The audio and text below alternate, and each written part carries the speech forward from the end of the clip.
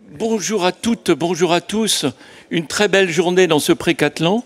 Je suis obligé de faire ça de temps en temps. Je suis aveuglé par les feux de la rampe. Vous savez, mais ça sera très temporaire, rassurez-vous. Je vais juste faire l'ouverture en quelques minutes. Je laisserai ensuite la place à la plénière avec Alexei Greenbaum, qui sera interviewé par Apolline Guillot et Charles-Henri Bessières-Déor. Voilà, donc demain, je vous retrouverai pour la plénière avec Lionel Nakache. Deux plénières d'exception, comme vous le savez, pour ceux qui sont habitués au congrès. 44e congrès HR. 44e. 800 participants sur les 2 jours, 80 intervenants. 80 intervenants qui ont travaillé, et ça je peux vous l'assurer. J'animerai les sessions 2 et 8, et mes collègues sont dans la salle, le savent bien, beaucoup de travail en amont, beaucoup de questions aussi, hein. De quoi je vais parler, dans un temps aussi réduit, vous allez m'interviewer, etc. Donc ce sont des moments importants, ce sont des moments où on peut vraiment partager l'avancée de tout ce que nous faisons. Nous sommes en marche et nous sommes des pionniers dans cette salle de gens qui avancent dans ce métier. Et ça, c'est formidable. Il y a 20 ans, quand on était là, j'ai été à votre place il y a déjà pas mal d'années, quand on était là pour dire, vous savez, moi j'ai fait ça, c'était formidable, et ça va continuer à marcher pendant de nombreuses années. Aujourd'hui, c'est plus compliqué de penser à ce qui va continuer à marcher pendant de longues années, peut-être un certain nombre de choses. En tout cas, un immense merci à Sophie Delpech qui porte ce congrès depuis 44 éditions.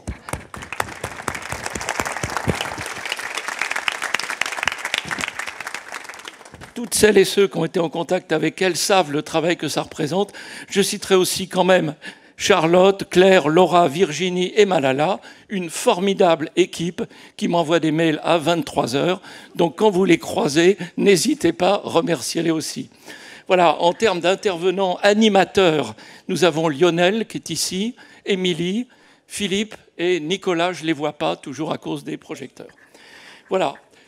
C'est vous dire si ces préparatifs ont été intenses, et je voudrais vous donner un seul chiffre à retenir absolument aujourd'hui et demain. 11. Pourquoi 11 ? Parce que 11 h, c'est l'heure où nous nous retrouvons dans les salles. Voilà, c'est le chiffre que vous avez à garder comme repère. La plénière va être passionnante. Je regarde Alexei et je me dis, ah, quelle joie. Mais en même temps, on a besoin à 11 h de se retrouver par respect pour les intervenants qui ont énormément travaillé, qui sont nombreux dans les sessions de 2h30, et puis par respect de quelque chose d'essentiel, qui est quand même l'heure du déjeuner. Voilà. Et l'heure du déjeuner, avec autant de personnes, c'est un peu compliqué pour beaucoup de gens.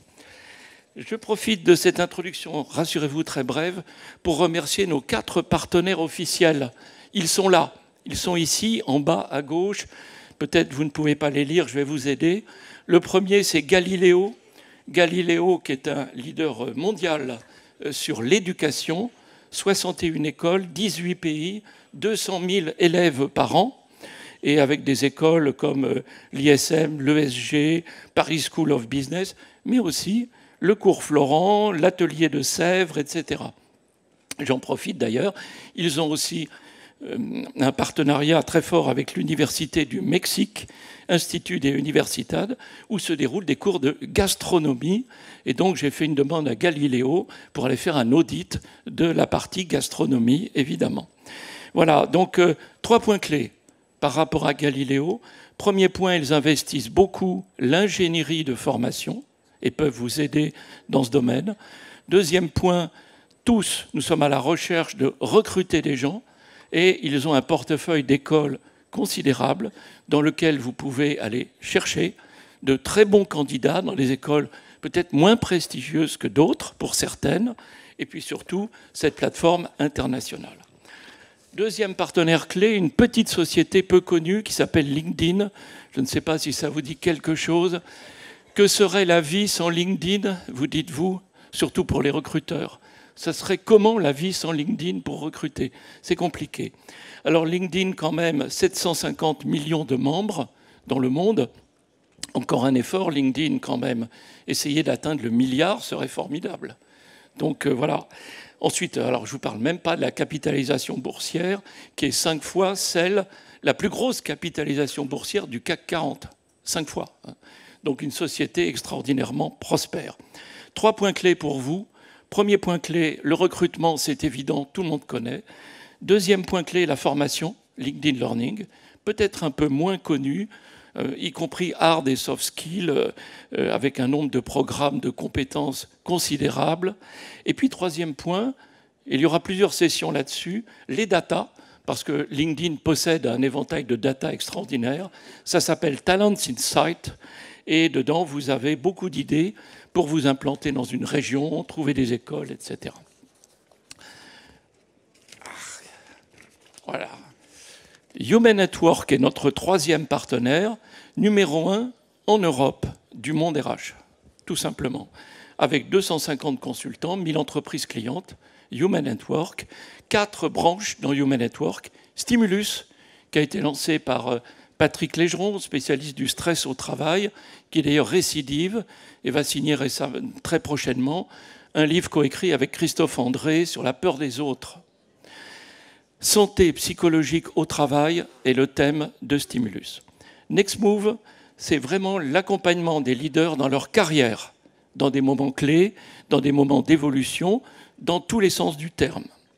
Équilibre, qui s'occupe de diversité, d'inclusion, de non-discrimination et du futur de bien vivre ensemble.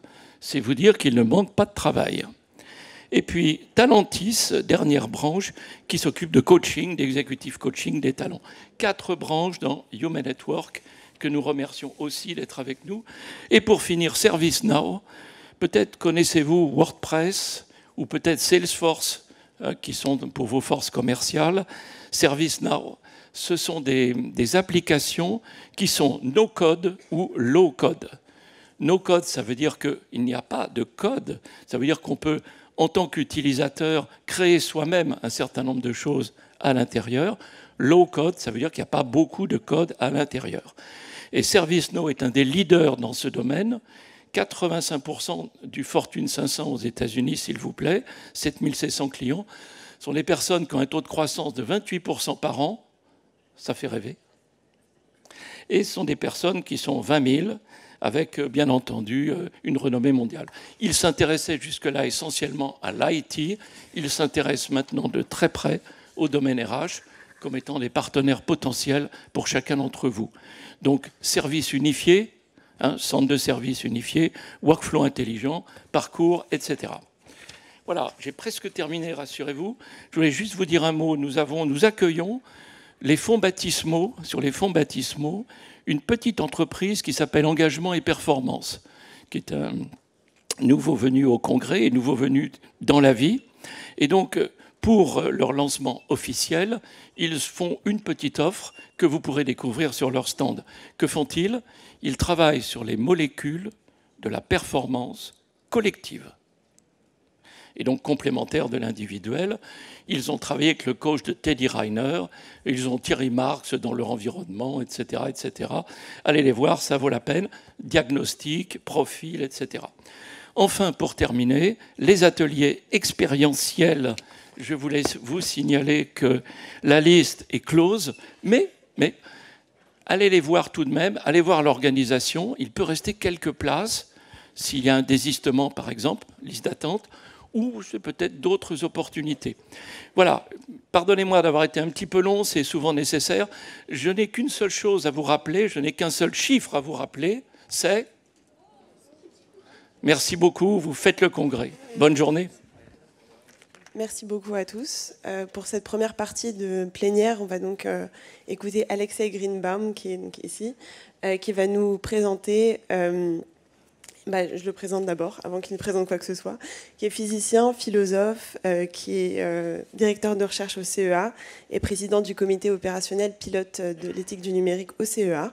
Il est aussi auteur de Paroles de machine et de 2 ouvrages qui sont ici, donc Les robots et le mal et Paroles de machine, qu'il vous présentera sans doute un peu plus en détail à la fin de sa conférence.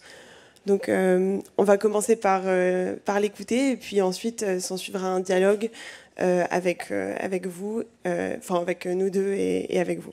Je regarde, cher Dominique, et je me dis quelle joie d'être avec vous ce matin. Bonjour, on va parler d'intelligence artificielle. Vous voulez me préparer l'écran, s'il vous plaît?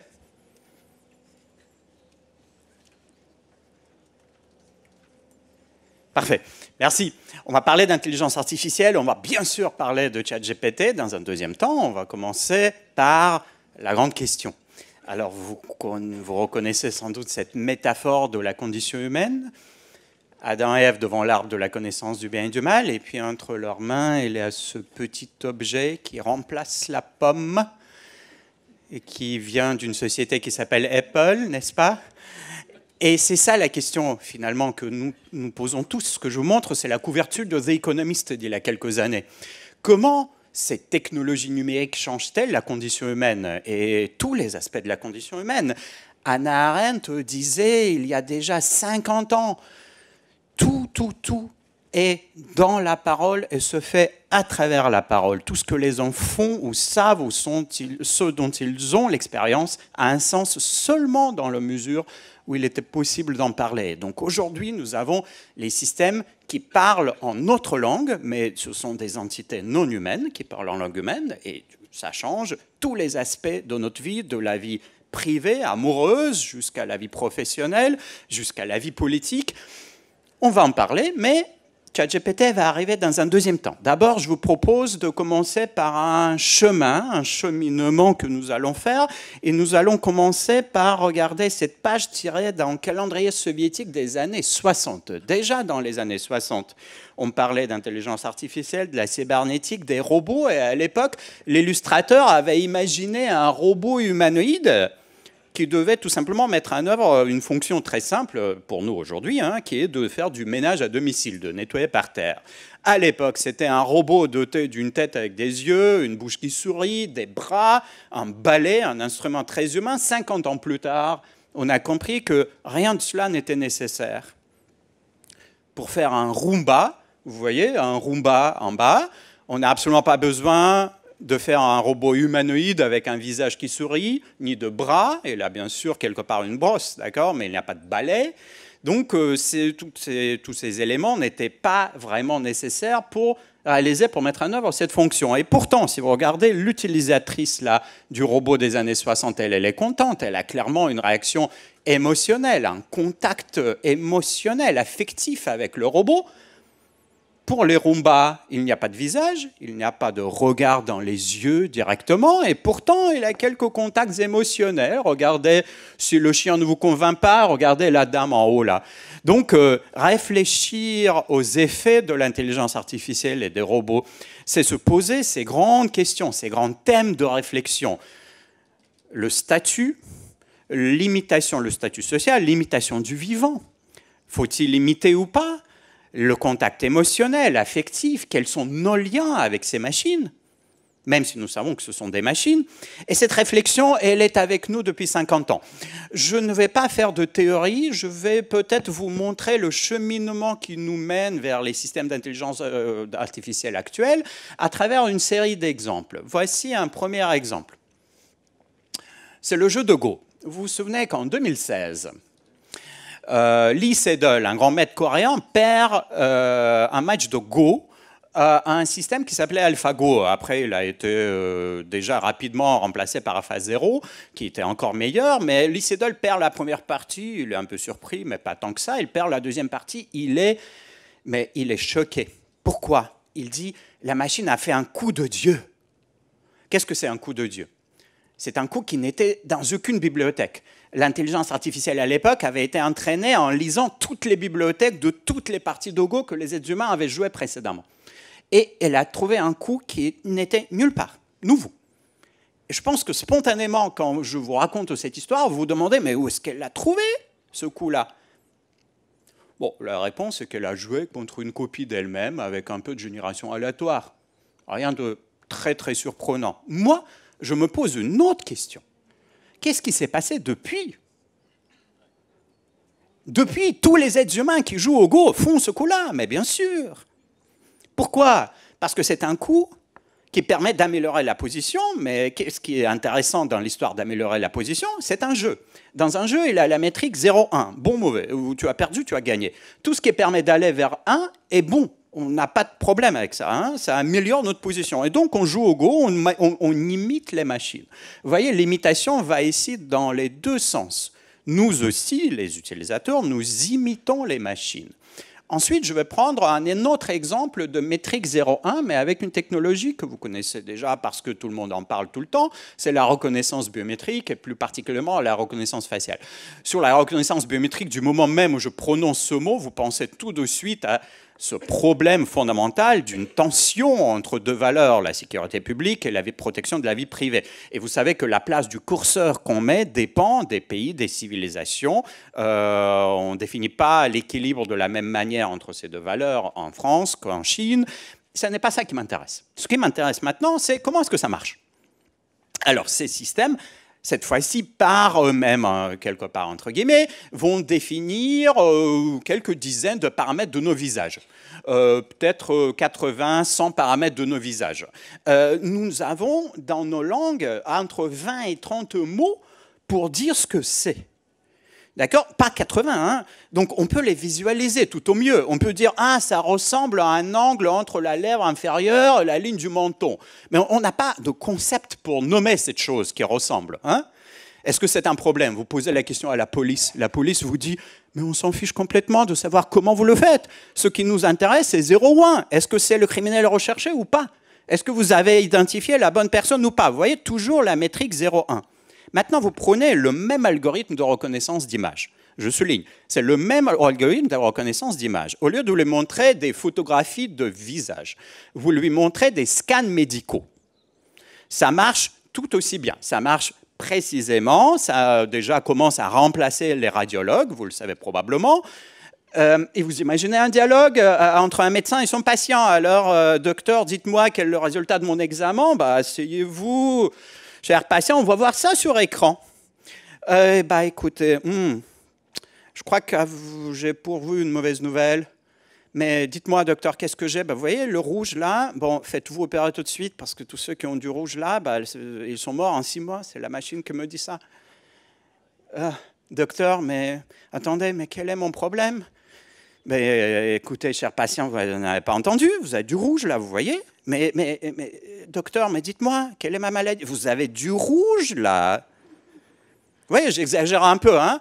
Mais le médecin ne peut pas ne pas mettre de mots, une explication en langue naturelle sur ces résultats pourtant très précis de la machine. La machine n'est pas humaine. Celle-ci ne parle pas notre langue, elle. D'accord? Donc c'est ce qu'on appelle le problème d'explication, d'explicabilité des résultats. C'est un système non humain qui vous donne des résultats magnifiques, mais qu'est-ce qui se passe à l'intérieur? C'est une boîte noire. Alors, il y a d'autres sources de tensions éthiques, de questions que nous nous posons, qui sont au nombre de 5. Je vous ai parlé de ce problème d'explication. Je vais, sur un seul slide, vous illustrer un autre problème qui s'appelle la stabilité ou la robustesse des systèmes. Regardez les pandas. À gauche, c'est un panda. Vous prenez 7 millièmes du bruit qui est dessiné là. 7 millièmes, d'accord? Vous ajoutez le bruit, vous avez l'image à droite. Pour vous, c'est un panda. Pour une machine, c'est un gibbon. Bizarre. Oui, alors vous pouvez le faire exactement avec les voitures, avec les tumeurs, avec toutes sortes d'images. C'est que quand vous montrez à la machine quelque chose qui ne ressemble pas aux données qu'elle avait vues pendant son apprentissage, la trajectoire qu'elle va prendre est imprédictible. On ne sait pas où elle va aboutir. C'est ce qu'on appelle le manque de stabilité. Pour la conversation, pour les pandas, c'est peut-être un peu drôle. Pour les voitures ou les tumeurs, c'est plutôt grave.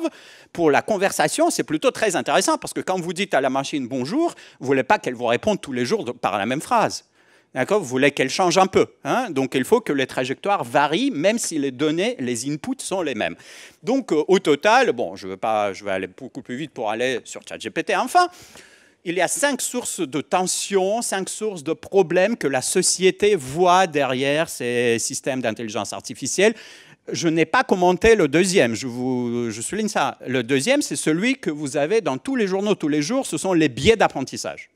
Et je n'ai pas dit un seul mot sur les biais. Les biais sont bien sûr présents, c'est une des 5 sources, mais il y en a d'autres, et c'est ce que je voulais vous dire en première séquence de cette conférence. Avançons. Toujours avant de parler de ChatGPT, j'ai une annonce à vous faire. qui d'ailleurs, cette fois-ci, cette slide provient de nos collègues japonais qui disent qu'il y aura eu l'intelligence artificielle avant 2025 et après 2025. Pourquoi ? Parce qu'en 2025 va normalement entrer en vigueur la nouvelle législation européenne sur l'intelligence artificielle qui s'appelle Artificial Intelligence Act, AI Act, et qui est en débat en ce moment même au Parlement européen après un premier draft de la Commission européenne et du Conseil européen. Pourquoi est-ce que je vous en parle? C'est parce que cela vous concerne en tant que responsable des RH. Donc, quelques mots sur la réglementation avant de retrouver ChatGPT. Alors, dans cette législation, donc la nouvelle réglementation qui va arriver, normalement, jusqu'à la fin de cette année, elle sera officiellement votée par le Conseil, la Commission et donc le Parlement, et avec une entrée en vigueur en 2025. Il y aura des systèmes prohibés d'intelligence artificielle, il y aura aussi des systèmes classés à haut risque, des systèmes officiellement classés et comme étant à haut risque. Parmi les systèmes prohibés, je vous rassure, il n'y a rien qui concerne les RH. Mais parmi les systèmes à haut risque, il va y avoir quelques exemples qui vous concernent. Alors, vous savez que l'IA générative intéresse déjà les RH pour différents types de raisons. Alors, analyse de CV, bien sûr, rédaction de petits résumés de carrière. Il y a tout un tas d'usages. Vous avez, je pense que vous le connaissez beaucoup mieux que moi, il y a plusieurs applications déjà de type de système d'intelligence artificielle pour les RH. Et donc, l'IA générative arrive avec les questions qu'elle pose pour les RH. Donc, si je prends un résumé de carrière rédigé par GPT-4, alors est-ce que je peux faire confiance ou pas? Est-ce qu'il faut repasser là-dessus? Est-ce que je peux automatiser ce processus? Etc., etc. Tout un tas de questions. Et le législateur européen nous dit à nous tous, les applications pour le recrutement des personnes vont être classés à haut risque. Donc, vous voyez, AI systems intended to be used for recruitment of selection of natural persons. Donc, recrutement ou sélection des personnes pour différents types de travail. Cela va être classé à haut risque. Cela veut dire que pour tous ces magnifiques systèmes d'intelligence artificielle, à partir de 2025, il y aura de la certification, de la normalisation qui n'existe pas encore, qui est à construire. Donc attention, dans vos métiers, ces changements arrivent assez rapidement. D'ici 2 ans, il y aura tout un processus normatif avec des certificats de conformité CE, classique, et tout cela donc, va être un peu le quotidien de ceux qui utilisent les systèmes d'intelligence artificielle pour ces finalités-là, les RH. Yeah. La bonne nouvelle, avant de parler de ChatGPT, c'est qu'il y aura aussi un mode de bac à sable dans lequel vous pourrez faire de l'expérimentation sans passer par toute cette législation très, très contraignante. Donc, si vous voulez faire de l'expérimentation, voir comment ça marche, ce sera possible. D'accord? Donc, vous voulez, il n'y aura pas de contrôle RGPD très, très, très drastique dans ces bacs à sable. Donc, c'est la nouvelle configuration qui va apparaître prochainement. Eh bien, alors maintenant, le conversationnel. La dernière séquence que vous attendiez, n'est-ce pas? Le conversationnel ne commence pas en 2022 avec ChatGPT. Le conversationnel, l'IA conversationnel commence dans les années 60 avec, encore une fois, un magnifique scientifique très, très visionnaire, je dirais, un vrai visionnaire d'intelligence artificielle, Joseph Weizenbaum au MIT, qui construit un robot qui s'appelle ELISA, qui fait une chose, en 1965, qui fait une chose très banale. À l'époque, évidemment, on ne savait pas faire des systèmes comme aujourd'hui. Cette ELISA, elle prend une phrase et la retourne en question.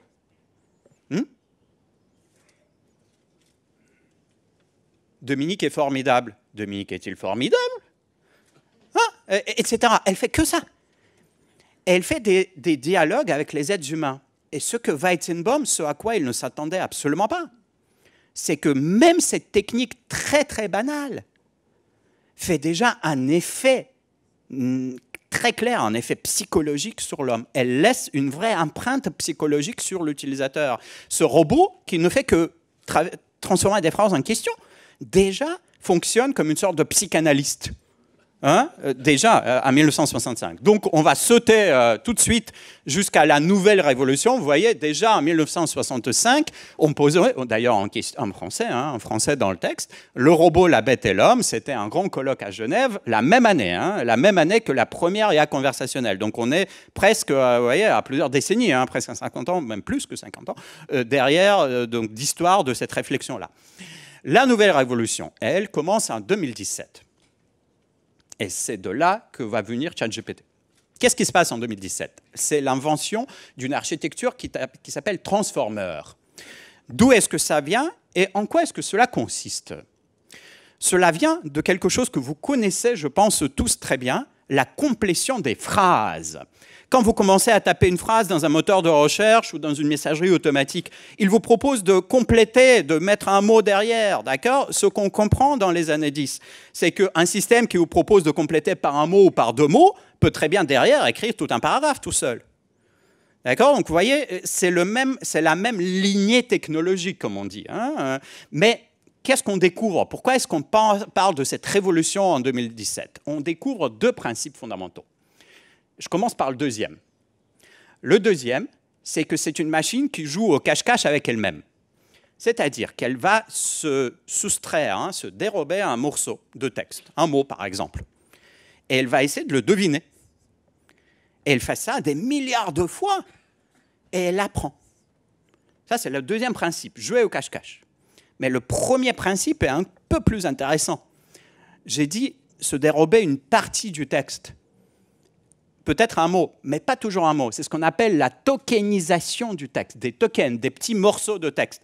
Il faut casser le texte en petits morceaux de mots, quelques lettres peut-être, même quelques mots qui vont toujours ensemble. Après Q, il a toujours un U, donc vous voyez, ça c'est un token. Et il faut regarder, il faut apprendre, non pas dans l'ordre séquentiel des mots, mais dans un ordre qui n'est pas du tout séquentiel. C'est ça l'idée qui fait une percée extraordinaire en 2017. On va casser l'ordre séquentiel. Ce n'est pas la peine de suivre les mots un après l'autre. Et donc tout ça, ça donne ce que vous voyez à l'écran. C'est-à-dire que si vous faites des systèmes qui vont jusqu'à quelques milliards de paramètres, la performance de la génération du texte augmente, mais pas trop. Et si vous faites un système de cette architecture-là, qui s'appelle Transformer, et vous passez de quelques milliards à quelques centaines de milliards de paramètres, c'est un mot un peu technique, et bien là, il y a une transition de phase. Il y a une croissance exponentielle qui intervient. On ne sait pas pourquoi. C'est très énigmatique. On ne sait pas pourquoi, quelque part entre un système qu'on appelle à l'époque GPT-2, qui a 3 milliards de paramètres, qui n'est pas très bon, et le nouveau système GPT-3 en 2020, qui a 175 milliards de paramètres, il y a une transition de phase et la performance augmente exponentiellement.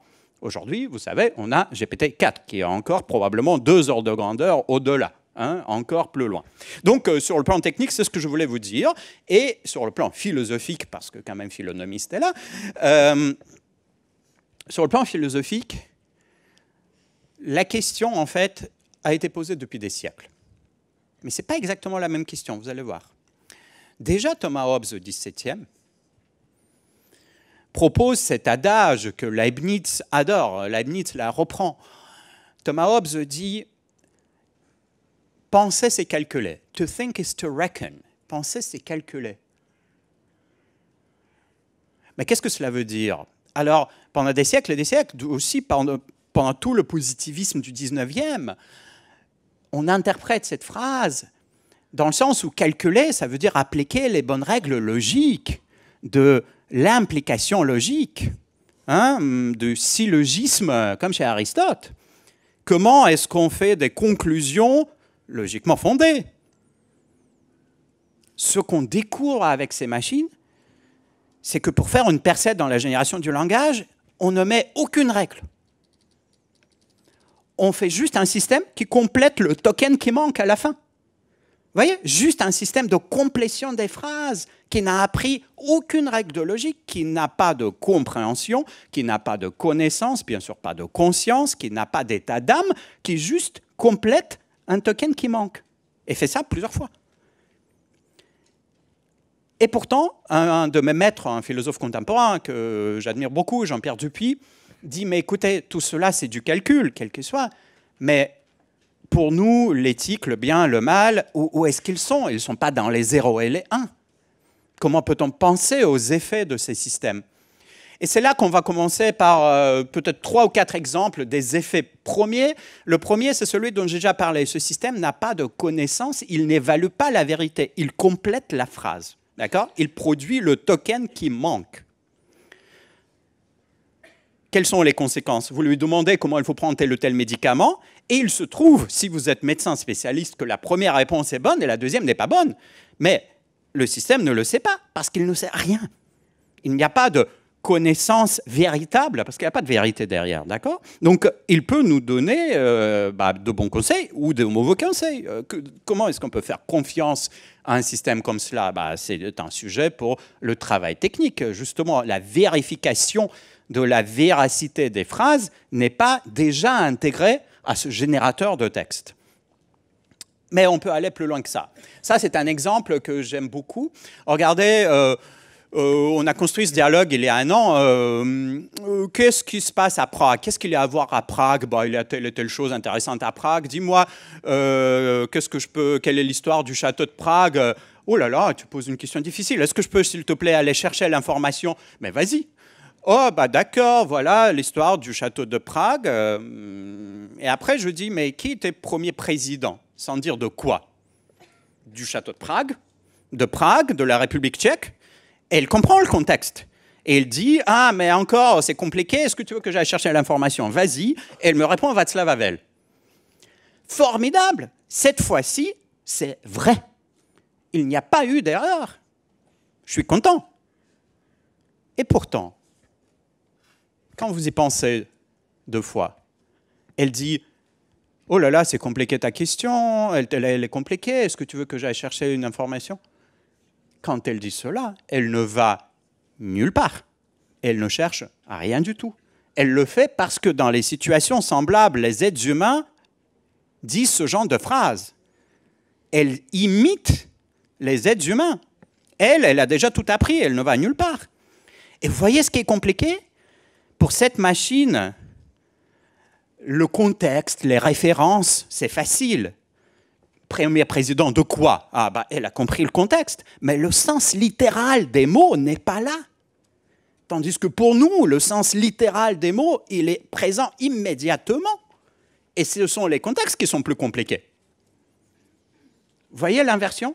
Donc ça, c'est le non-humain dans ces machines. Elles ne fabriquent pas du texte comme nous le faisons. Il n'y a pas de notion de sens derrière. Bon, évidemment, est-ce qu'on peut faire confiance?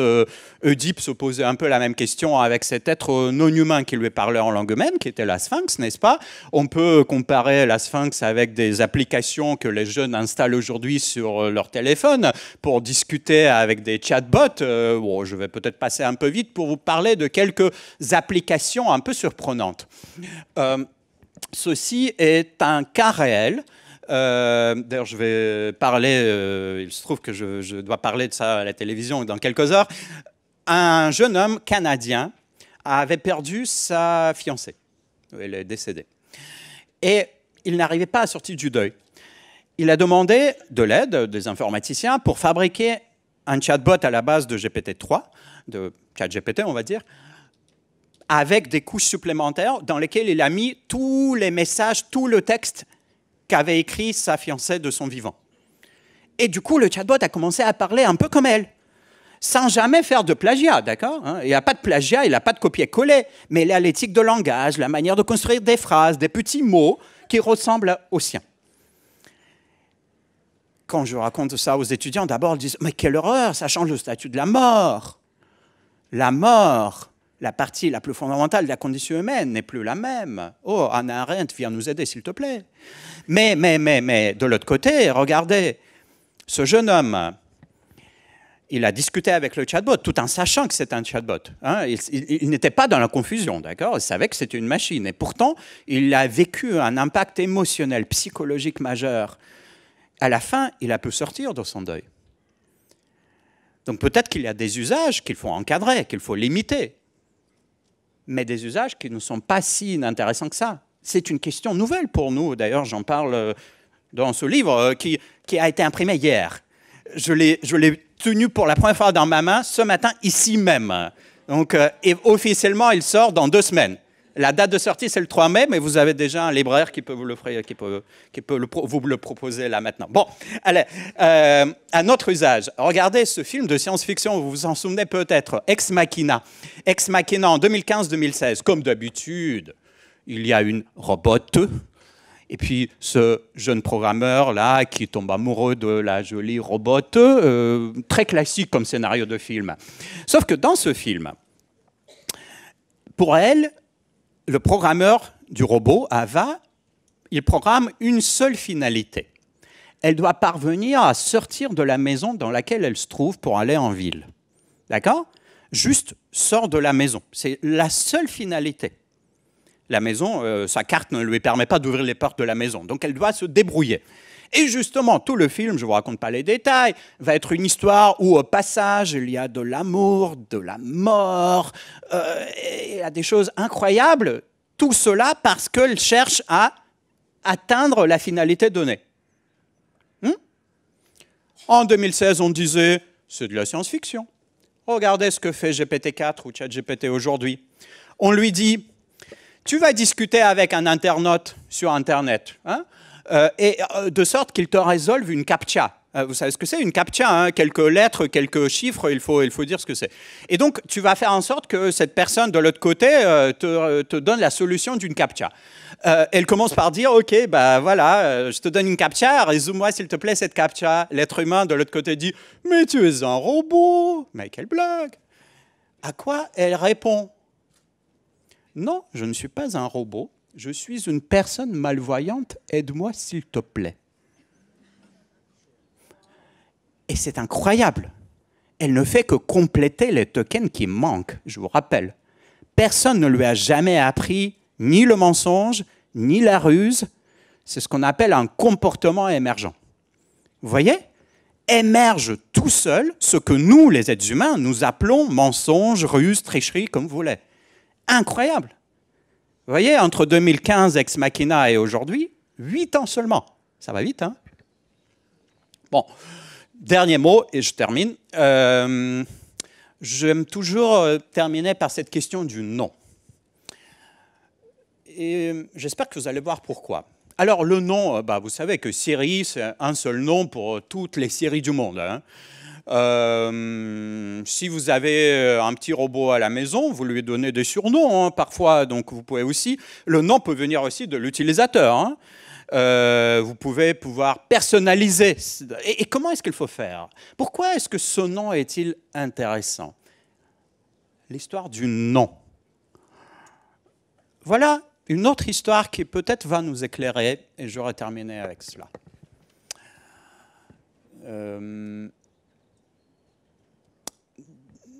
Dans le livre de la Genèse, il y a un épisode un peu étrange où Dieu fait passer devant Adam les animaux et les oiseaux pour qu'Adam leur donne des noms. Vous vous souvenez peut-être dans cette mythologie biblique de cet épisode-là. Et d'ailleurs, là, regardez, j'ai mis des petits logos sur ces animaux. Vous voyez, il y a sur le lion, il y a la pomme d'Apple, sur l'éléphant, il y a Android, et sur l'aigle qui est tout en haut, il y a le symbole d'OpenAI. Tout le monde connaît maintenant OpenAI. Bon, et certains rabbins se sont posé la question, il y a des siècles et des siècles, de savoir tout ce que cela veut dire. Mais pourquoi? Qu'est-ce que cela veut dire, ça? Il y a un commentaire rabbinique très intéressant. D'ailleurs, demain, Lionel Nakache vous en donnera d'autres exemples sur d'autres sujets, de ces commentaires que nous adorons tous les deux avec Lionel. Et ce commentaire, il dit ceci. Avant d'envoyer les animaux et les oiseaux devant Adam, Dieu les envoyait devant les anges. Et les anges n'ont pas su donner de nom. Et ensuite, il les a envoyés devant Adam, et Adam a réussi. Mais quelle est la différence? Pourquoi? Parce que les anges, ce sont des êtres non humains qui parlent aussi en langue humaine et qui peuvent faire des labels, des étiquettes, des références. Ceci s'appelle A239. Mais ça n'est pas un nom. Pourquoi? Parce que dans l'histoire du nom, il y a plus que référence ou label ou étiquette. Donner un nom, c'est faire entrer cet être non humain, animal, oiseau, dans son monde, établir une relation, même si vous savez que c'est un animal, un oiseau, une machine, en donnant un nom, malgré le statut ontologique matériel de cette chose ou de cet être, vous établissez une relation, vous faites de cet autre un individu réel qui existe pour vous réellement à travers la relation. Bien sûr, même si vous savez que c'est une machine, même si le RGPD vous dit il faut informer les utilisateurs que c'est une machine, d'accord, mais ce n'est pas ça qui est à l'œuvre. Ce qui est à l'œuvre, c'est ce statut relationnel qui se construit à travers le langage. Et donc, ce que j'appelle dans ce livre, les individus numériques, même si nous savons que ce sont des machines, font partie de notre nouvelle réalité, de la cité numérique dans laquelle nous sommes tous désormais. Je vous remercie.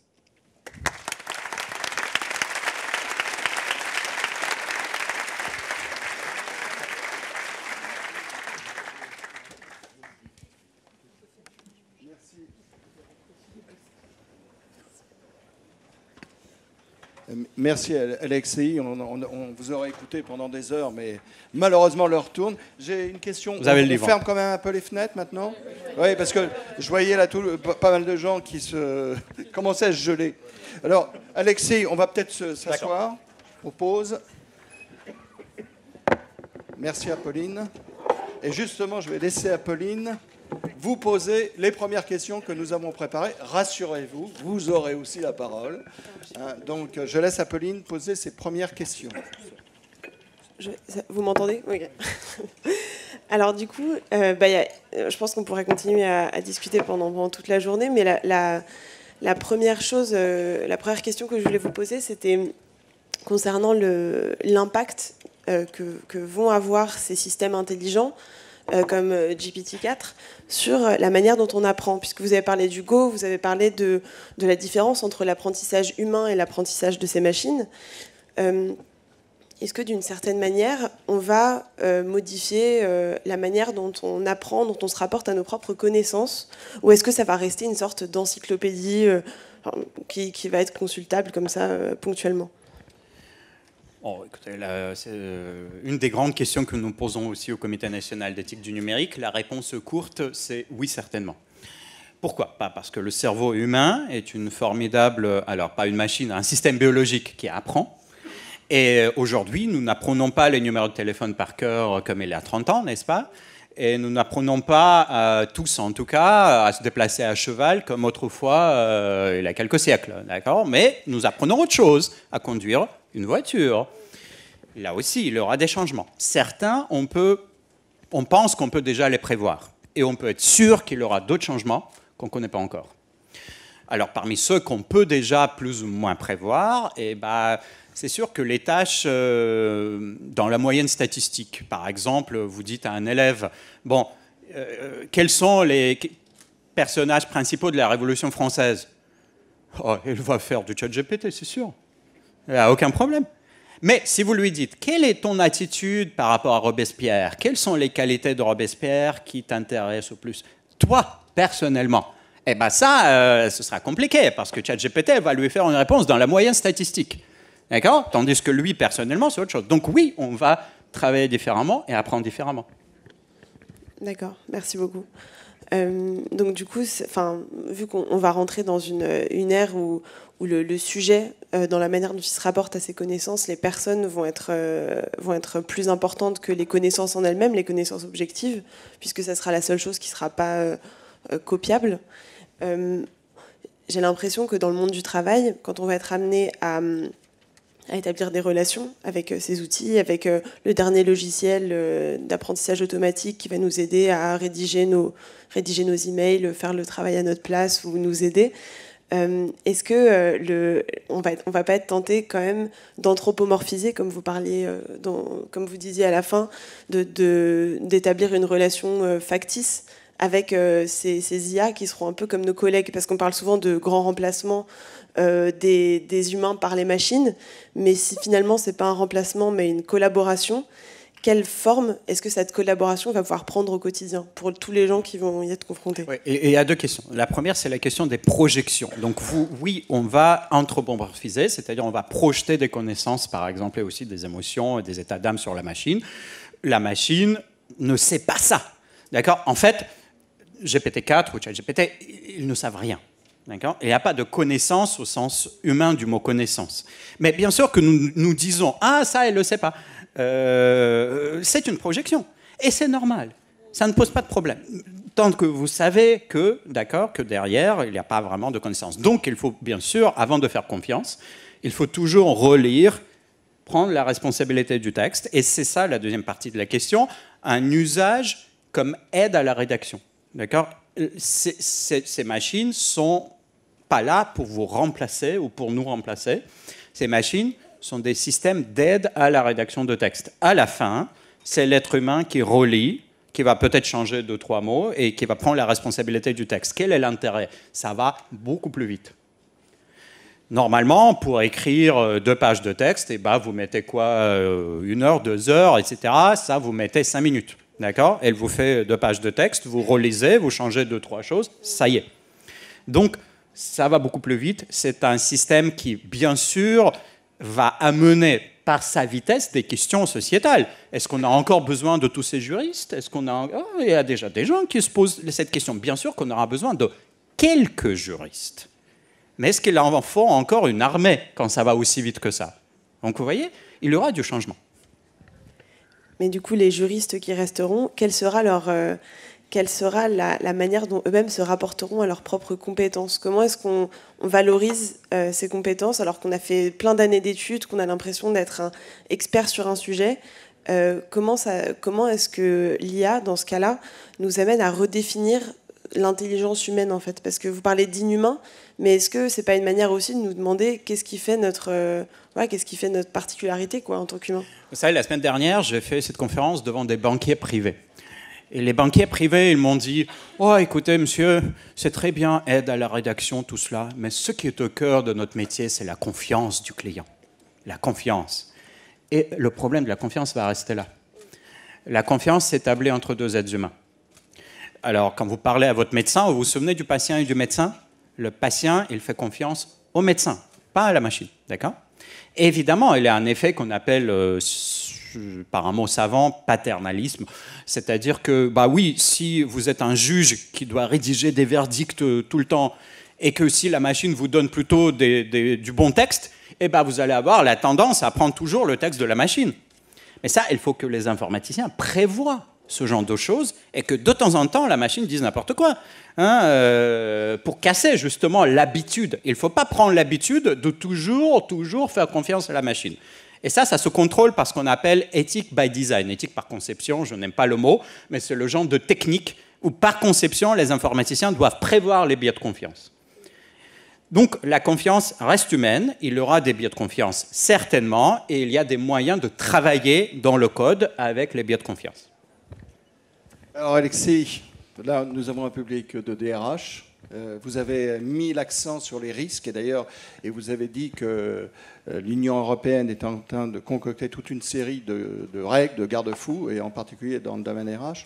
Alors moi j'ai quand même une question. Il y a toute une partie de la population, d'ailleurs pas forcément les plus âgés que je représente, mais aussi des jeunes, qui ne veulent pas ou qui ne peuvent pas utiliser ces outils. Est-ce qu'on ne va pas assister à un grand déclassement? Vous voyez, ceux qui utilisent et ceux qui ne l'utilisent pas. Qu'est-ce que vous en pensez?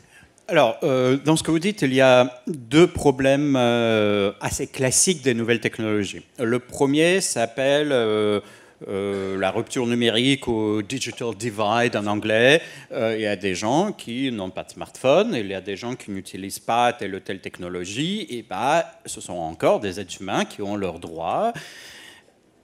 Ce problème de justice distributive, c'est-à-dire comment est-ce qu'on distribue de manière équitable l'accès à cette technologie, se pose déjà. Vous savez que ChatGPT n'est pas accessible dans tous les pays du monde non plus. Les nouveaux systèmes sont des systèmes propriétaires, c'est-à-dire ça appartient à telle ou telle société qui peut décider du jour au lendemain de tout fermer, qui a le contrôle des données.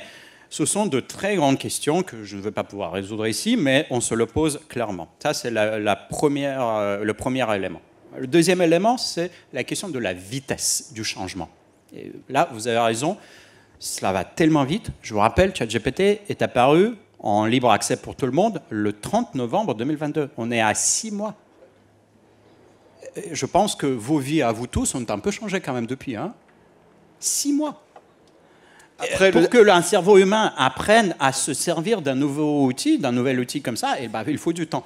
Donc, une des grandes préoccupations aussi derrière ces histoires de moratoire dont vous allez certainement parler, moi je ne suis pas du tout pour l'appel au moratoire, mais derrière il y a une question qui est une vraie question. Est-ce que le changement technologique va un peu trop vite pour le changement humain ?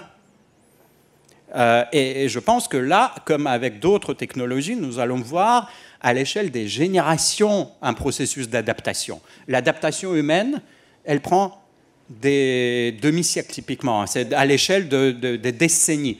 L'automobile apparaît en 1900, le nombre de cochers commence vraiment à décroître exponentiellement à partir de 1940. 40 ans. Et là, on parle de 6 mois. Alors, pour aller dans la lignée de ce que vous avez dit dans votre intervention, je me suis amusé il y a à peu près un mois à écrire j'écris une chronique tous les 15 jours dans un canard qui s'appelle Entreprise et Carrière, qui est un hebdo. Et j'ai fait écrire ma chronique en 32 secondes par ChatGPT. Et je lui avais posé... Pas votre chronique, sa chronique. Oui, c'est sa chronique en fait. Je lui ai simplement posé la question... sa chronique, et je lui ai simplement posé la question d'écrire un article de 3000 signes sur l'impact de ChatGPT, et c'était la version 3.5, c'est pas la version 4 que j'utilise aujourd'hui, et donc alors j'ai commenté le texte, j'ai quand même mis en couleur bleue le texte qui était ChatGPT, et le tiers restant c'était quand même Charles-Henri. Donc... Et je pense que parmi les choses qu'il a écrites, lui, il n'avait que des idées reçues et des banalités. Oui, mais Alexis, il y a vraiment une question importante. Cette foutue chronique, là, je suis capable de la faire écrire tous les 15 jours par ChatGPT. Et est-ce qu'on n'assiste pas à une inversion du risque ? Non, mais c'est ce qui est intéressant, c'est qu'on a une tâche de conception intellectuelle que j'exerce, que j'essaye d'exercer depuis presque 4 ans maintenant, tous les 15 jours. Et là, on a des métiers, par exemple. Est-ce qu'avec ChatGPT, on n'assiste pas à une inversion du risque pour des métiers, entre guillemets, intellectuels ? Vous avez cité les avocats, vous pourrez citer les radiologues, etc. Par rapport à des métiers qui sont plus exposés par cette technologie que des métiers, on va dire, plus de relations, des métiers manuels ou des métiers de la relation comme celle du soin, quoi. Je ne vois pas un ChatGPT prendre soin. Je pense qu'on aura toujours besoin d'être soignante. Oui. Commençons par la fin. Oui, en effet, un système qui génère du texte, évidemment, et l'influence tout d'abord les métiers rédactionnels, les journalistes, les juristes, aussi les médecins qui doivent écrire plein de textes dans leur vie. L'IA pour la santé est un grand sujet, on peut en parler, mais je pense que Lionel, demain, peut-être en touchera 2 mots, je ne sais pas. Les journalistes, aujourd'hui, ne travaillent pas de la même manière qu'il y a 6 mois. Et ça va plus vite, mais derrière, bien sûr, il faut vérifier quelque part la véracité de ce que raconte ChatGPT, parce qu'il y a, je vous l'ai dit, il n'y a aucune évaluation du vrai et du faux derrière. Et puis, puisque Charles-Henri, vous êtes un peu un poète, quand ChatGPT vous fait un texte un peu banal, dans la moyenne, en 32 secondes, et vous voulez le retoucher pour laisser votre empreinte, votre signature. Et là, les systèmes d'intelligence artificielle ne seront pas en mesure de remplacer l'élégance, l'esthétique du langage. Donc tout ce qui est esthétique, ça reste chez les journalistes, chez les écrivains, même si les machines savent écrire aussi. Alors une dernière question avant de vous laisser la place. En tant que prof, quand même, presque 40 ans d'expérience, est-ce qu'il faut interdire ChatGPT dans les écoles et les universités ? On l'a vu avec Sciences Po. Qu'est-ce que vous pensez ? Est-ce qu'il faut, par rapport à la question sur l'apprentissage d'Apolline tout à l'heure, qu'est-ce qui va se transformer ? Je ferai juste une remarque. J'ai pris une bière sur le boulevard Saint-Germain l'autre jour avec le co-créateur de Siri, mon copain Luc Julia, ça fait 20 ans que je connais. Je lui ai posé la question, qu'est-ce qui se passe avec ce foutu truc de ChatGPT ? Il me dit... on va se retrouver avec des textes qui vont être quasiment standards, parce que le même prompt, la même question. Il me dit la créativité, ça va être véritablement au niveau du prompt. Et il a raison sur même 2 points différents. Le premier, c'est qu'il y a un nouveau métier qui est apparu qui s'appelle l'ingénierie des requêtes. C'est pas évident de formuler les prompts et les requêtes pour que la réponse soit intéressante. C'est déjà un nouveau savoir-faire. Deuxième élément de Luc Julia. Il y a 5 ans, moi, j'ai encore écrit dans mon livre précédent, je crois, Les robots et le mal, qui est là aussi, et je remercie le libraire, que les métiers créatifs, la créativité étaient un peu à l'abri d'automatisation. Ça n'est plus vrai. Nous étions tous trompés, et moi, y compris moi-même. Hein. La créativité de ces systèmes, elle est incroyable. Parce qu'elle ne fait pas de copier-coller. Ce sont des contenus ressemblants, mais originaux. Alors, côté éducation, interdire, moi, personnellement, je pense que non. Je suis très opposé à cela. C'est comme interdire les calculatrices, les calculettes. D'accord ? Le changement il arrive très vite. C'est clair que les professeurs ont besoin du temps pour s'adapter, pour apprendre à formuler différemment les tâches et les problèmes qu'on soumet. Vous savez que GPT-4, dans sa version multimodale, qui n'est pas en libre accès, d'accord ? Donc, il y a une version de GPT-4 encore plus performante, où vous pouvez juste prendre votre téléphone, vous allez à un examen de physique à Polytechnique, vous prenez en photo la feuille d'examen, et il vous résout le problème. C'est tout. Ce que vous faites une photo, il vous donne la solution. D'accord ? Donc, évidemment, les profs doivent apprendre à formuler un peu différemment les conditions d'examen, les tâches qu'on soumet, enfin tout cela. Mais interdire la technologie ne sert à rien. C'est la vitesse de l'adaptation qui est un vrai souci. Oui, mais comment on voit la question de l'évaluation ? Comment vous... Alors, certains disent, il y a toutes sortes de solutions, certains disent, on va faire que des oraux. Bah, moi, j'aime bien faire des examens à l'oral. Pourquoi pas ? Déjà, pour moi, ça a commencé avec avec GPT-3. Mes étudiants utilisaient déjà GPT-3 parce que simplement, j'avais raconté ce que c'était. Bah, évidemment, quand j'ai demandé de me rédiger des essais à la maison, tout ça, bah, la moitié était écrit par GPT-3. Et donc, je me suis dit, tiens, l'année prochaine, on fait des oraux. D'accord ? Il y a ça. Après, bon, il y a des examens contrôlés en classe avec des surveillants, donc bon, surveillez. Ça, on vérifie que vous n'êtes pas en train d'utiliser tout cela. Moi, je préfère, pour mes propres étudiants, je préfère leur dire, vous pouvez utiliser tout ce que vous voulez, utilisez tous les moyens, Internet, tout ce que vous voulez, mais c'est juste que vous allez voir, les questions que je vous pose ne seront pas faciles à répondre, à résoudre avec tous les moyens que vous avez.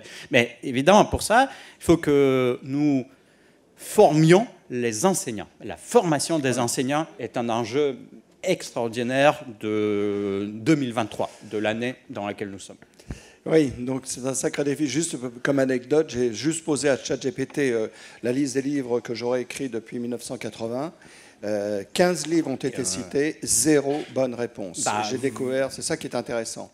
Et maintenant, vous allez sur Bing. Je ne sais pas si vous connaissez, il y a un moteur de recherche de Microsoft qui s'appelle Bing, qui utilise aussi la fonction conversationnelle, parce que c'est exactement le genre de questions qu'il ne faut pas poser à ChatGPT. ChatGPT n'a pas de connaissance du vrai et du faux. Il va inventer des choses.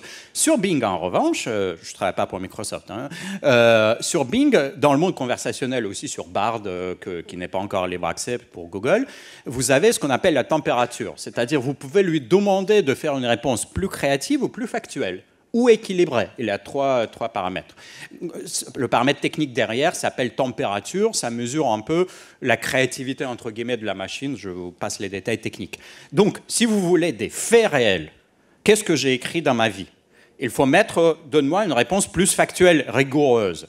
Mais si vous voulez écrire un poème sur les plaisirs de se retrouver au pré-Catalan, eh ben vous allez lui dire, sois le plus créatif possible. Donc, selon les tâches, il faut mettre les paramètres qu'on veut. Et ça, c'est assez facile finalement quand nous utilisons les systèmes techniques. Et ben, nous savons ce que ça veut dire, personnaliser, paramétrer. Donc là aussi, il faut paramétrer et personnaliser en fonction des finalités. Oui, donc on va... Apolline, tu as une question ? Non, je voulais juste passer le micro dans la salle s'il y a des questions. Je vais me lever pour vous donner je voudrais vous poser une question sur les conséquences sur la mémoire. Parce qu'à la limite, demain, je peux dire ChatGPT va remplacer ma mémoire basique, alors qu'on est des machines à apprendre et que la mémoire, normalement, est un muscle qu'il faut entretenir. Merci pour cette question. Platon, dans La République, raconte cet épisode. où Hermès, qui a inventé l'écriture, se met devant un dieu. Et le dieu lui dit « Mais qu'est-ce que tu as fait ? Tu as donné aux êtres humains cette nouvelle technologie. Ils ne vont plus se remémorer les choses. La mémoire ne sera plus jamais la même. Ils vont juste tout noter par écriture. Quelle épouvantable technique que l'écriture, dit Platon. » Donc oui, le rapport entre la mémoire dans le cerveau et la mémoire externe va probablement encore évoluer. Vous avez déjà remarqué, bon, les téléphones, j'en ai parlé, les numéros de téléphone, on ne s'en souvient plus. Mais avec les moteurs de recherche, aussi, notre mémoire ne fonctionne pas de la même manière. Quand nous savons que nous pouvons, sur Wikipédia, sur Google, trouver toute l'information immédiatement, ça change aussi un peu notre mémoire. Et donc là aussi, c'est une révolution au même plan, au même niveau que les moteurs de recherche, que les smartphones. Et bien, il y aura des conséquences aussi pour la mémoire.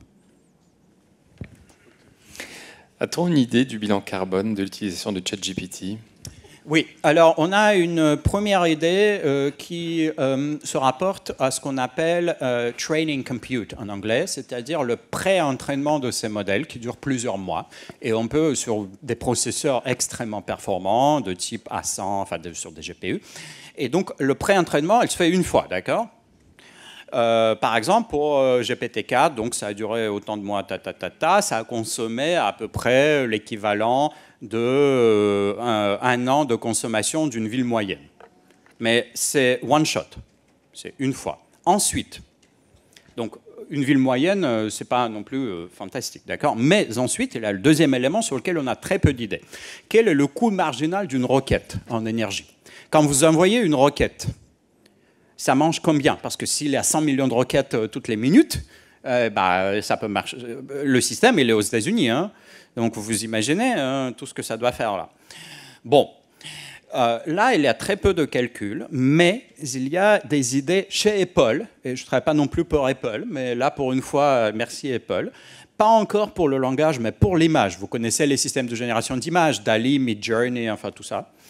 Stable Diffusion, etc. Et donc, Stable Diffusion, qui est en code ouvert, en open code, Apple a dit « Ah oui, ça mange pas mal d'énergie si chaque requête est envoyée là-bas, loin. Ça mange trop. Donc, on va faire un petit noyau de modèle local, en local, sur votre iPhone, pour générer avec Stable Diffusion des images un peu basiques en local. Et après, s'il y a des critères, donc si on passe les seuils de complexité ou c'est trop compliqué, et à ce moment-là seulement, ça va envoyer des requêtes là-bas. Donc l'histoire de mettre des modèles comme ça en local a déjà commencé. Pour l'instant, ce n'est pas le cas avec GPT-4 et ChatGPT. À chaque fois, on envoie des requêtes très loin et ce sont des modèles gigantesques. Mais déjà, il existe des recherches qui vise à créer des modèles plus petits mais suffisamment performants, peut-être pas tout aussi suffisamment performants en local, et seulement si ça ne vous satisfait pas ou c'est trop complexe, il va envoyer des requêtes. Donc, ces recherches en cours nous donnent un peu d'espoir qu'on va, en coût marginal environnemental, on va quand même améliorer ce genre de comportement. Bonjour. J'ai le souvenir d'un enseignement reçu à l'IUT de Paris, avenue de Versailles, il y a fort longtemps, avec un certain monsieur Matron qui avait fait partie des chercheurs qui avaient créé la méthode Meurize, qui était l'analyse système d'information. Et on s'était, venant d'un parcours comptable, il nous avait dit, vous n'avez pas le droit au plan comptable, vous allez réfléchir en emploi réversible, emploi consommé, interdiction d'utiliser tout ce qui est remplaçable par la machine dans pas très longtemps, ce qu'on appelait à l'époque l'EDI, l'échange des données informatisées, je crois. Donc finalement, on était sensibilisé dans les années 95 au remplacement du cerveau humain par la machine et tout ce qui était digitalisation déjà dans ce métier-là. Et puis, je reprends un échange avec le docteur Luc Julia que tu as évoqué, Charles-Henri, qui est au sommet de l'intelligence artificielle l'année dernière, il y a 2 ans, à l'Omnes à Lyon, et à qui j'ai adressé cette question, qui était, mais tu nous dis qu'on a à peu près, on utilise 10 à 15% du cerveau humain, de l'intelligence du cerveau humain. Ma question est la suivante. Avec tout le parcours qu'on fait, on se demande si les machines vont nous remplacer, si l'IA va nous remplacer d'une façon ou d'une autre. Vous avez fait une superbe conférence là-dessus.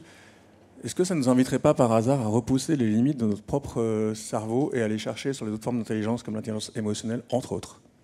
Il n'est pas vrai que les machines nous remplacent, mais il est vrai que les machines nous changent. Là, vous avez complètement raison. Oui, les machines changent la manière dont fonctionnent nos cerveaux. Les ressources, les savoir-faire, ce que nos cerveaux vont faire dans 20 ou 40 ans ou 100 un siècle, c'est probablement très différent de ce que nos cerveaux savent faire, enfin très différent, hein, assez différent. De la même manière que, avant l'ordinateur, nos cerveaux ont appris à taper sur une machine, avant ils ont tous appris à écrire à la main, etc., etc. Donc, oui, j'espère que les changements à venir ne seront pas seulement dans la facilité, la légèreté et la réduction de tâches, mais aussi dans la découverte des modes de fonctionnement, des modes de tournée nouveaux de nos propres cerveaux, qui sont des machines, enfin, entre guillemets, là, cette fois-ci, hein, des machines, c'est une métaphore très intéressante, hein, des machines à apprendre avec une plasticité incroyable. Le cerveau a une très grande plasticité. Donc, je pense que dans un monde où il y aura beaucoup de systèmes de génération d'images, de la parole, de vidéos, ça va arriver bientôt, c'est déjà au stade de recherche, nos cerveaux, avec leur plasticité, vont apprendre à fonctionner de manière un peu différente, qui aussi, et ça, je trouve ça fascinant, qui est aussi, pour l'instant, assez imprévisible. Okay. Bonjour. Alors, ma question, elle est plutôt relative à la recherche. Vous êtes professeur, et donc dans le monde universitaire, on sait très bien que la recherche, l'enseignement sont là pour avancer, pour développer, etc. Le rôle aujourd'hui de l'intelligence artificielle aux côtés de la recherche, et aux côtés des chercheurs aujourd'hui qui font des PhD et qui font des longs parcours, qui écrivent des articles, etc. Comment aujourd'hui cette intelligence artificielle interviendrait dans le rôle d'un chercheur dans une université? Déjà, il y a des usages assez immenses des systèmes d'intelligence artificielle, pas tellement d'intelligence artificielle générative, d'accord, pas nécessairement de ChatGPT, mais si vous avez beaucoup de données dans différents domaines, la biologie, hein, la neurophysiologie. Demain, Lionel Nakache va parler des études de cerveau. Bien sûr que ces données sont analysées par des logiciels d'intelligence artificielle. La physique nucléaire, regardez le CERN avec les particules, il y a tellement de données. Qui va analyser tout cela? Astrophysique, etc., etc. L'analyse des données aujourd'hui passe par l'apprentissage machine, dans tous les domaines scientifiques. Ça ne veut pas dire que les chercheurs écrivent leurs articles avec du GPT-4. Ça c'est à peu près une faute professionnelle, quoi, hein. Peut-être que vous pouvez résumer la recherche précédente, mais encore une fois, GPT-4 ne doit pas se mettre à la place de l'auteur d'un article scientifique. Il y a d'ailleurs un texte de l'Office d'intégrité, Office national d'intégrité scientifique, qui parle de ça. Donc les usages des systèmes d'intelligence artificielle sont très importants pour l'analyse des données. Pour l'instant, les systèmes d'intelligence artificielle n'inventent pas de nouvelles théories pour nous. Pourquoi est-ce que je dis pour l'instant? Parce que beaucoup de chercheurs vous diront « c'est pas possible, ils ne vont jamais découvrir des nouvelles mathématiques ». Bien sûr. Bon, alors c'est pas si sûr. Parce que quand vous avez un système non symbolique comme ChatGPT, donc un système qui n'a pas de connaissances, c'est sûr que lui, il n'invente pas de nouvelles théories, parce qu'il ne sait pas ce que c'est qu'une théorie, mais il peut nous surprendre. Et déjà, il y a un seul essai, depuis 1 mois et demi, où par-dessus ChatGPT, par-dessus GPT-4, vous mettez un système, lui, symbolique, c'est-à-dire qui sait utiliser les formules mathématiques, tout ça, qui s'appelle Wolfram Alpha. C'est-à-dire, vous mariez un système qui n'a pas de connaissances, mais qui est extrêmement performant, avec un système qui a beaucoup de connaissances, mais qui ne pas encore assez performant. Et quelles seront les performances de la somme des deux? On ne sait pas encore. Donc là, encore une fois, c'est fascinant comme question. On ne sait pas. Peut-être que ça nous amènera, on sait qu'il y a ce que je viens d'appeler les comportements émergents. Vous vous souvenez l'exemple du mensonge, là? Donc peut-être que dans ce mariage entre les maths et les générations sans connaissance, il y aura de l'émergence de quelque chose. Et on ne sait pas encore. On va voir. Il y a une question ici. Bonjour, merci beaucoup pour tout ce que vous nous dites, c'est passionnant. Vous avez dit que depuis 6 mois, on a ChatGPT et que notre vie avait changé. Mais je vous garantis qu'autour de moi, la vie n'a pas changé du tout. Et quand je dis que je fais bosser ChatGPT, tout le monde me regarde en rigolant. Et donc, moi, je m'occupe de formation dans une grosse entreprise. Et j'aimerais savoir quels seraient vos conseils pour accompagner cette transformation culturelle et préparer les gens à ChatGPT, l'intelligence artificielle. Bon, mon premier conseil est un peu banal, formation. Bah oui, bien sûr. Je peux vous donner les coordonnées de mes postdoctorants qui travaillent avec moi. Invitez-les. Ce sont des jeunes gens formidables. Ils peuvent raconter à vos collègues ce que c'est, comment ça marche. Mais derrière, vous posez une question qui est, encore une fois, la question de la vitesse de l'évolution des métiers. Le changement, fondamentalement, il prendra une génération. C'est-à-dire c'est un changement qui prendra 10 ans, 20 ans. Mais si on commence à former vos collaborateurs, si les jeunes qui arriveront demain déjà en classe à l'université ont entendu parler de ces outils-là, et bien là, je pense que la performance de votre entreprise va, elle, s'améliorer aussi. Donc, formation, et passer toujours par un effet émotionnel. Je veux dire, même si vous avez des collègues très réticents, mais il faut toujours chercher ce petit moment où ils disent « Ah, c'est incroyable, ah, c'est génial ». Et là, ils seront convaincus. Donc voilà, cherchez ce moment-là et là, ils seront tous avec vous. Ouais, alors merci beaucoup. J'avais une question, je voulais revenir sur la confiance. Je ne sais pas où vous êtes, excusez-moi. Ici, ah, voilà. Bonjour, pardon. J'avais une question autour de la confiance, qui est un élément clé. Tout à l'heure, on a mentionné que la confiance, elle se fait principalement entre êtres humains, en tout cas jusqu'à aujourd'hui. Et je me demandais, moi, si ce n'était pas une croyance des générations non digitales, en tout cas nées avant cette transformation. Parce que finalement, quand je regarde, moi, les gens plus jeunes autour de moi, j'ai l'impression qu'il y a une crise de confiance qui est politique, une crise de défiance vis-à-vis des personnes qui nous dirigent. Et ils ont, j'ai l'impression, tendance à faire presque plus confiance aux machines aujourd'hui. Voilà, je me demandais si on n'avait pas juste tout simplement peur d'être quelque part remplacé par les machines. Je pense que vous avez profondément raison quand vous avez prononcé le mot politique, mais pas politique au sens de gauche et droite. C'est-à-dire, ces machines, j'ai prononcé le mot de boîte noire ou des machines, des systèmes opaques, créent une nouvelle ligne de division sociale entre utilisateurs et experts, entre les profanes et les programmeurs, informaticiens, comme vous voulez. L'utilisateur, il sait qu'il existe des experts qui savent, mais pour lui-même, c'est une boîte noire dans quel sens? Je touche là, ou je mets un input là, et ça sort là. Et c'est incroyable, voilà. Je ne sais pas ce qu'il y a dedans, de la mécanique quantique, peu importe. Et c'est une nouvelle donne, pas seulement politique, mais aussi anthropologique. La confiance aux experts qui savent, mais parfois les experts ne savent pas. Là, avec ces machines-là, même le concepteur ne sait pas quel est l'output particulier. Mais, et ça c'est d'ailleurs une réflexion juridique assez intéressante, il en est responsable. D'ailleurs, il est responsable de ses effets. Donc, dans la cité numérique, il y a une nouvelle ligne de division à travers laquelle apparaissent des conflits. S'il y a un output qui porte atteinte, qui insulte, bon, une machine peut insulter aussi quelqu'un, etc., toutes sortes de conflits. Pour traiter ces conflits, il y a une nouvelle conception de la responsabilité pour des outputs parfois imprévisibles. Donc il y a tout un tas de questions que les juristes, mais aussi les philosophes, aussi les anthropologues et les politistes doivent se poser. La confiance à la machine, non. Pourquoi ? Parce que c'est un réflexe d'habitude et la machine n'est pas un agent moral, c'est une projection. C'est la même projection que projeter des connaissances, des émotions, etc. On projette sur la machine aussi, parfois la responsabilité, je te fais confiance. Et dans un cas de conflit,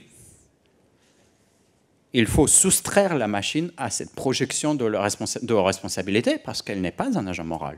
La responsabilité, elle, revient aux concepteurs, aux fabricants, aux êtres humains. Et donc, dans l'autre livre là, qui est ici, dans Les robots et le mal, justement, en 2019, j'ai essayé de me poser cette question.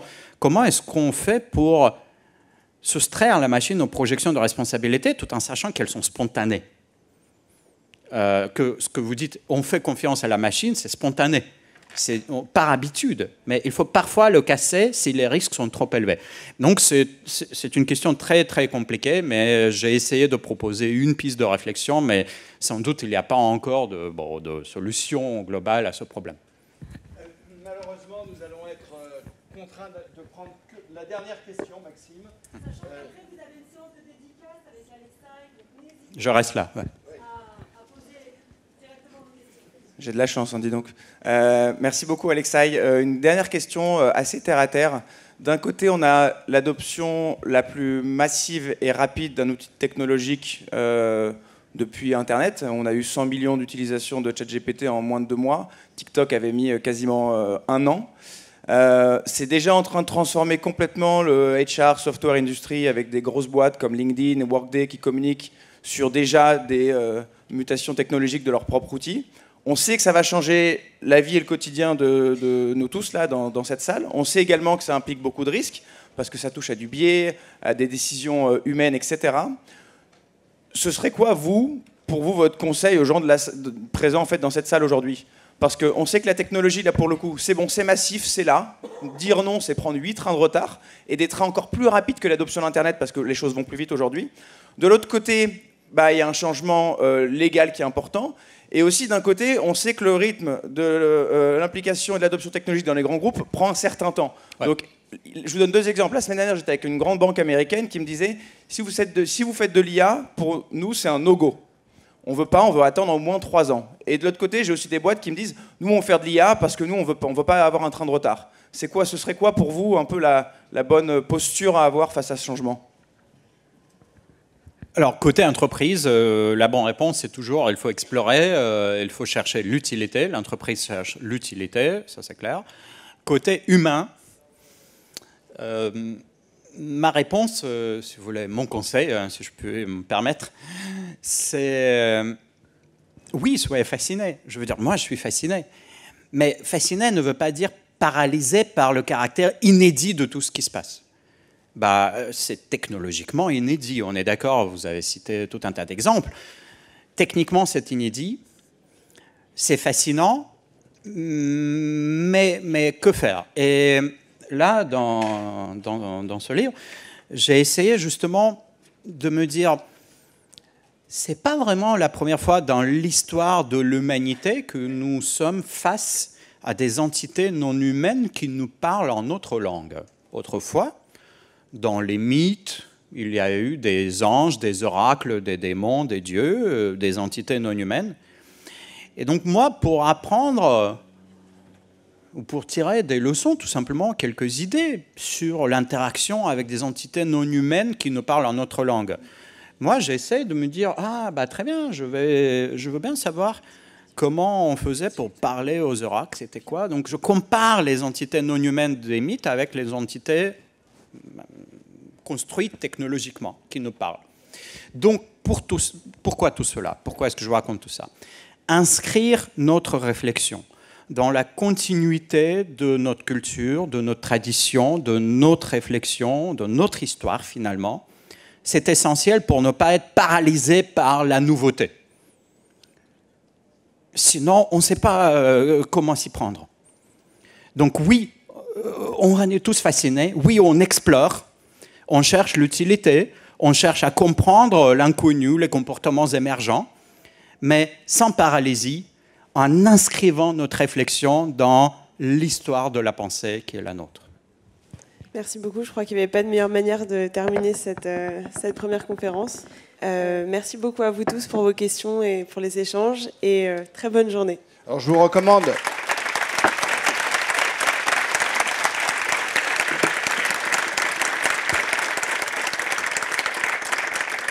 Je vous recommande la page 164 du livre, Pourquoi? Parce que j'ai pu le lire en avance, là, sur l'iPad d'ailleurs. Et en fait, c'est là où tu développes toutes les idées sur qu'est-ce qu'on peuvent faire les profs face à cette technologie. Merci beaucoup. Merci.